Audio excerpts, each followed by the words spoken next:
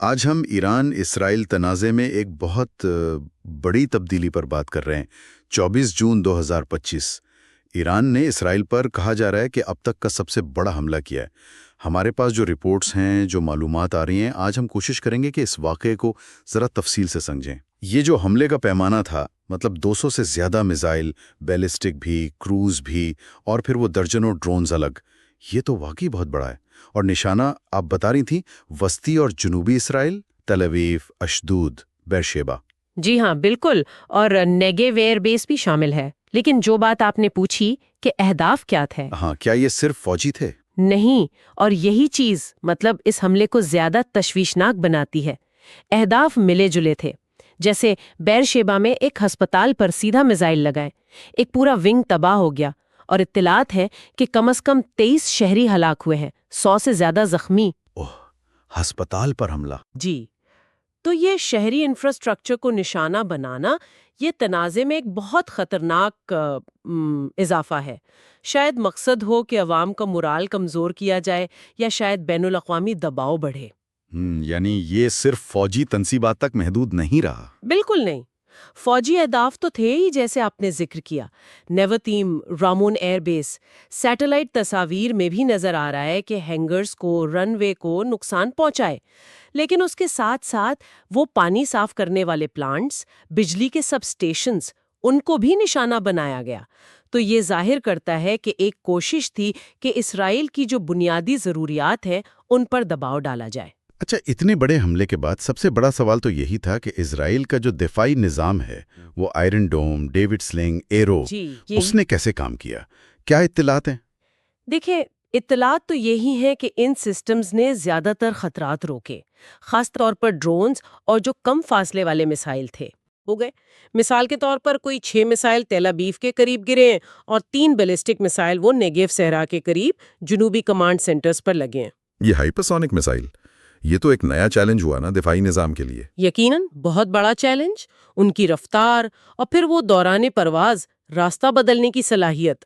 I D F کے ذرائع خود مان رہے ہیں کہ دفاعی نظام پر شدید دباؤ تھا۔ شدید دباؤ؟ جی، اس کی وجہ وہ سیچوریشن ٹیکٹکس بھی ہیں، مطلب ایک ساتھ اتنے میسائل فائر کرنا کہ سسٹم جواب دے جائے۔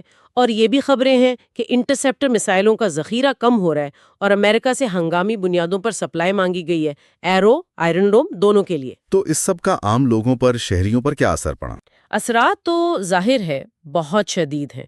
پچھلے 48 گھنٹوں میں اسرائیل میں 60 سے زیادہ ہلاکتیں رپورٹ ہوئی ہیں، 400 سے زیادہ زخمی۔ ہزاروں لوگ وہ وسطی شہروں سے نکل کر شمالی اور مغربی علاقوں کی طرف جا رہے ہیں جنہیں وہ محفوظ سمجھ رہے ہیں۔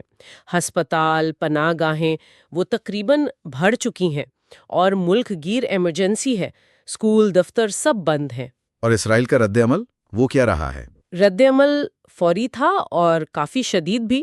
اسرائیلی فضائیہ نے ایران کے اندر جو میزائل لانچ سائٹس تھیں، خاص طور پہ کرمانشاہ اور اصفہاں کے قریب، ان کو نشانہ بنایا ہے۔ ایران کے اندر؟ جی ہاں، اور اس کے علاوہ شام اور عراق میں بھی، جہاں IRGC یعنی قدس فورس کے مشتبہ ٹھکانے تھے۔ اسرائیلی وزیر اعظم نے یہ وارننگ بھی دی ہے کہ جواب کا دوسرا مرحلہ بھی آ سکتا ہے، جو شاید ایران کے فوجی کمانڈ اینڈ کنٹرول کو نشانہ بنائے۔ تو یہ تو مزید کشیدگی بڑھنے والی بات ہے۔ سفارتی سطح پر کیا ہو رہا ہے؟ کوئی کوششیں اس کو روکنے کی؟ کوششیں تو جاری ہیں۔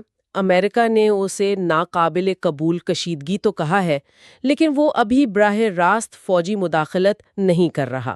تیل کی عالمی منڈیوں میں بھی ظاہر بے یقینی ہے۔ قطر، فرانس، اقوام متحدہ یہ سب ثالثی کی کوشش کر رہے ہیں، لیکن ایران کا موقف سخت ہے۔ وہ کہہ رہے ہیں کہ جب تک اسرائیلی فضائی حملے نہیں رکتے، وہ جنگ بندی کا کوئی وعدہ نہیں کر سکتے۔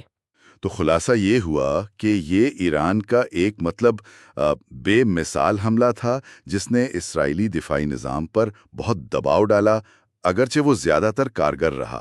شہری آبادی پر بہت برا اثر پڑا، اور اسرائیل کی طرف سے شدید رد عمل بھی آیا ہے۔